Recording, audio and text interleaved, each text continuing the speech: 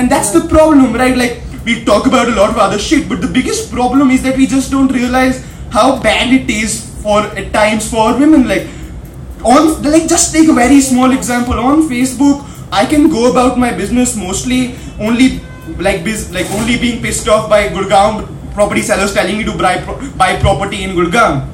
I was simply going through the others folder in my sister was sitting with a message, I was peeping, I had nothing to do. So she was simply going through her others folder, and there's 20 random assholes sending her weird messages, sending her weird pictures every fucking day. And it's okay, there's a website called Men's XP. So Men's XP is 40 people who have absolutely nothing to do but have a lot of money, okay? So they'll write articles about how you can be more manly, how you woo a woman, how you woo two women in one day. So shit like that, okay? So this website will come up with shit like, do you know that 75% of all dowry incidents in India are falsely reported? Do you know that the laws that we have to protect women are abused? Do you know that women don't make other people stand up in the metro and then they don't let old people sit? Okay, women are horrible people. Why are we giving them protection? But the problem is, every 66% of women are face domestic abuse. So I understand that you're being inconvenienced, but that does not make sexism irrelevant. It does. Just because the fact that you think that dowry law is being abused in your head when there is no good statistic you can point me to, doesn't mean that you make fun of absolutely horrendous shit. The fact that a woman's life has been sexualized so much that she can't fucking live on a social media networking site is something you need to talk about. We also need to talk about how whether or not a woman can live in India properly, right? So I was going through Greater Kailash. This is supposed to be one of the hip places. It's a fancy place, right? So there's a website that parrots Modi's beliefs, okay? It's an RSS website called Manushi.com. They don't know how to spell Manush, they put an I in the end. So these guys had written a report about how Ahmedabad is safer than Delhi because there's no alcohol there, right? So they were like, after 12 baje, this is exactly, I'm quoting verbatim, after 12 baje, women can go walk around in Ahmedabad, even though they probably shouldn't be. I'm quoting this verbatim. So I'm like, bro, what are you trying to tell me? You're trying to tell me that alcohol is why women feel unsafe in India? Or are you trying to tell me that just because Modi jizzed in Gujarat for 10 years, there are absolutely no problems there? So I'm like, and the biggest problem here is people are going to use absolutely bullshit reasons to dismiss conversations they need to have. So because there's one false rape case in Delhi High Court, women's issues become irrelevant. Because Men's XP is awesome, okay? Empirical और statistics उनको समझ नहीं आता है. मतलब अगर 10,000 domestic abuse के case सही हैं और 1 lakh domestic abuse case report नहीं हो रहे हैं, पर अगर एक false case है तो मतलब उसके बारे में बात करना जरूरी है. You need equal laws. No, you don't need equal laws. If somebody is unequal, you give them extra protection so they become equal. That's called logic. Please understand. The whole purpose of this was to talk about how conversations about women's issues are being dismissed because of people having absolutely nothing to do. So one last problem I have with Men's XP is Men's XP will publish articles like, okay, so what do you do to impress women at a party? The sections of Men's XP are impressing a woman, marriage, being a better partner, increasing your sex life. So I'm like, bro, if somebody is reading Men's XP, they're probably not getting sex.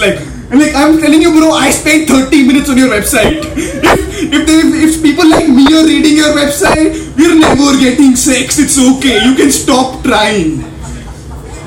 And that's the bigger point, right? Irrespective of all the things we make fun of, right? This is something we need to sit down and talk about when alcohol is not being served. This is not something a 18-year-old kid trying to do stand-up should be talking about. Okay, so this is something a lot of comedians have pointed out also. So this is another example of how the BJP sucks. Okay, if you haven't noticed, I hate the BJP. So in the parliament, okay, so Shashi Tharoor tried to decriminalize 377. So he put up a bill. So he puts up the bill and people start giggling. I'm like, okay. Like this is like the class 8 bio lessons when they introduced penis for the first time. Like that was it was exactly like that in the parliament. These were guys like section 377 of the Indian Penal Code, and I'm like, okay, you're 80-year-olds, it's okay. I can't blame you for your cultural upbringing, right? A lot of people who grow up in rural areas have problems in understanding these issues. I can give you that. But then some asshole stands up and says, Shashi Tharoor ko zyada chahiye. Gay. And this is on Rajya Sabha TV. Like the one news channel that's supposed to report. And we pay these motherfuckers like 2 lakhs a year. 2 lakhs a month, I'm sorry. These motherfuckers want a new parliament. Like an underperforming enterprise doesn't get a new office. You know what happened to Tiny Owl, no? Like, I'm like, bro, kya? Okay, so like, yeah, one last point I want to talk about this is like we're celebrating the fact that female gender mutilation is becoming illegal now. But Africa mein isse pehle you could randomly go up to a woman, like tell her to lay down and fuck with her vagina. And I'm not talking about fucking her vagina. So the biggest point is that we're celebrating ki you can't disfigure a person's body parts. And that's how fucked up the situation is. We shouldn't be celebrating that female gender mutilation is illegal. It should ideally always be illegal. So at any point in time when you randomly feel like having a conversation with people who've had too much alcohol about how men and women are equal, like think, like take a breath, think about how everything is not very simple. What you read on Men's XP and on BuzzFeed is necessarily not the most reliable piece of information. About how research papers have been written about random shit, you know, like maybe look up a few books that teach you things like people who write Men's XP didn't go to school. Like let's just put it there. Like if you're reading or writing for Men's XP, like after 8th you were like, nahi, daru acha. School nahi. So that's the point, right? Like we really need to have conversations and we're just dismissing them and it's going to fuck with us, right? We will not grow as a society when members of the parliament can make gay jokes and get away with it. We will not grow as a society when Modi can say that this person is brave despite being a woman, and like we get okay with that. We're okay with Modi going to fucking Bangladesh and telling them that it's okay that you're brave despite you being a woman, and we're happy to have that man as a prime minister. We're not going to grow as a society like that. The second bit, okay, so this is the first bit, I'm really sorry. I'm still working on delivery and like separating the bits. The second bit's called Garibon ki roni ki auqat nahi hai. So the other day after, so I'd gone to a zero gig. Zero is apparently like all 30-year-old, like really old people love Zero. So I'd gone to a gig and I was going back. So sitting in the rickshaw, and I'm assuming some daily laborer, I don't know how poor he was, but like he looked poor, like poor people look poor. So he was sitting next to me, he looked poor, he was talking on the phone. He said, I don't know what the context was, but he called his boss up. I'm assuming he said, Sir ji kal naukri pe nahi aayenge subah mein, ladka mar gaya hai. And then he said, sir shaam mein aayenge. And all I'm saying is that we live in a society, we live in a country where a person who loses his son, or I'm assuming a boy young that's close to him, family-wise, and he's so fucking poor he can't afford to take a day off because like mar gaya, he can't go to the funeral because he's so goddamn poor. Like it's important to understand the world we live in. Like there's so many people here drinking Budweiser that costs $400, and there's people who don't earn $400 a month. Like spending Budweiser is another waste of money, but like that's a different conversation. But that's the greatest point about India. We're different not just culturally. We're living in two different fucking countries. You can sit on a sofa here and the person outside doesn't have a fucking room to go back to and sleep. The fact that all of us live in an illusion of safety, right? You're assuming that the police can't unnecessarily fuck with you. Like, अगर तुम randomly road पे चलो तो बेंचो तुम्हें कुछ नहीं कह सकते हो. These guys don't have that fucking idea. If a policeman is feeling bored in India, he can pick up a guy from a homeless shelter and fuck with him through the night. Like चल थाने चल तू चल अच्छा TV Max पे सूर्यवंशम नहीं आ रहा है तू चल. And that's the point, right? I'm not saying any of us has safety. I'm not saying any of us is free. But all of us live under an illusion of safety that fucking keeps us going. Right? You're like, yeah, I have rights, I have some freedoms. Poor people don't even have that. And that's the fact that all of us living in a world where there's some people who have power, economic, political, cultural, and there's some people who just have absolutely no power. Another great example for this would be Kashmir, where we're saying Kashmir is a part of India, but we refuse to treat any Kashmiri as Indian, right? Like, okay, so there's a law in Kashmir called the Armed Forces Special Powers Act. According to AFSPA, if an army man feels there's a reasonable doubt of you being a terrorist, he can shoot you. The police can't arrest him, the court can't try him. If he feels that if there's reasonable suspicion of you breaking the law and order situation, he can shoot you, he can injure you fatally, and the army can't do shit about it. Imagine this happening in Delhi. So imagine a situation where there's 10 drunk kids outside, say, DU North Campus just chilling. If a policeman feels that you're a threat to law and order, he can fucking shoot you. There's a reason this shit doesn't happen in India. Like, let's stop pretending we give a shit about Kashmir. मतलब पाकिस्तान के side में है, पाकिस्तान के से पंगे लेने में मजा आता है तो कश्मीर है. Like, we don't give a shit. मतलब कश्मीर से सेम important है और पाकिस्तान important है. We don't give a flying fuck about what happens in Kashmir. The armed force, there's a village called Lal Purchanwala where the army raped 100 women and got away with it.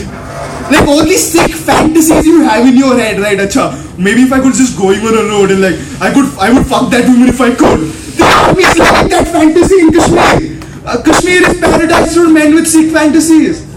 And that's the biggest problem in the conversations about how the army is important and how patriotic we are. We're forgetting that, okay, we are patriotic, but why does our patriotism doesn't exist to Kashmir or the Northeast? We're fucking with absolutely powerless people by making the powerful more powerful. Like, okay, in Kashmir you're more powerful if you have a gun. And now if you're wearing a green uniform, you can use that gun and nobody can do anything to you. Like, वो already power है उसके पास, वो कहते गान मार रहा है वो लोगों की, और कुछ नहीं चाहिए उसको. So like, in the similar vein, there's a poem called Chota Aadmi. So this is the poetic bit. I'm a better poet than I'm a stand-up comic. Like, I've been writing poetry for some time. So I hope you like the poem.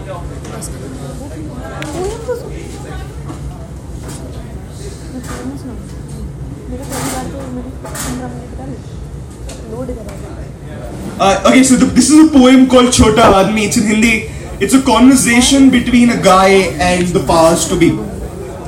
मैं छोटा आदमी हूँ, दूसरों से पहले अपने आप की सोचता हूँ, सच से पहले फायदे की सोचता हूँ, सफर से पहले मंजिल की सोचता हूँ, कूद आगे बढ़ने की नहीं, गिरे हुए को उठाने की नहीं, कूद आगे बढ़ने की सोचता हूँ. मैं छोटा आदमी हूँ, दूसरों से पहले अपने आप की सोचता हूँ.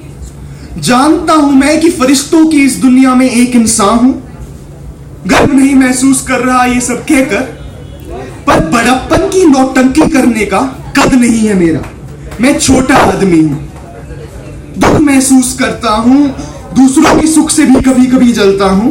नहीं चाहता कि सब बुलंदियां पाए, कुछ के तो मौत के भी ख्वाब रखता हूं. मैं छोटा आदमी हूं, फरिश्तों की इस दुनिया में एक इंसान हूं. हमेशा सच बोलने की तो ताकत नहीं है मुझ में, पर आपकी तरह अपने आप से झूठ नहीं बोलता.